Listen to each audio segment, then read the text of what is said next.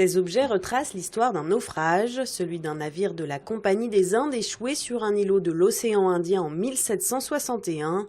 À son bord, 160 esclaves, dont 80 survivants, seront abandonnés sur ce kilomètre carré de sable, l'île Tromelin. 15 ans après, 8 survivants sont retrouvés. Pour comprendre comment ils s'en sont sortis, des recherches archéologiques ont été menées pendant 7 ans.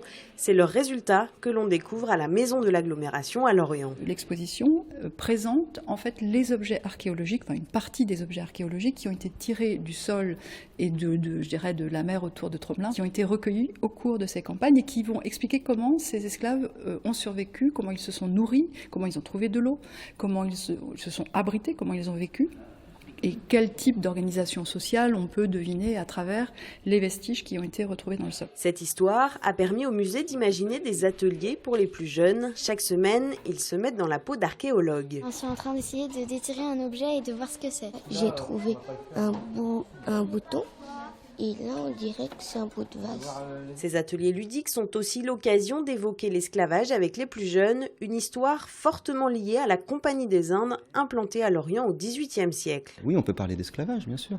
C'est même important d'en parler, je pense, parce que c'est une histoire dont on ne parle pas assez, sans doute, quand on évoque la Compagnie des Indes. Et là, c'est vraiment l'occasion de le faire. À travers cet atelier, ils vont découvrir aussi qu'on pouvait emmener de force des hommes. Voilà. Donc j'ai envie de les faire rêver aussi à travers cet atelier, qui fouillent le sable, qui prennent plaisir à se mettre dans la peau d'archéologues et peut-être, pourquoi pas, susciter des vocations. Des animations jeunes publics sont proposées tout l'été jusqu'au mois d'octobre.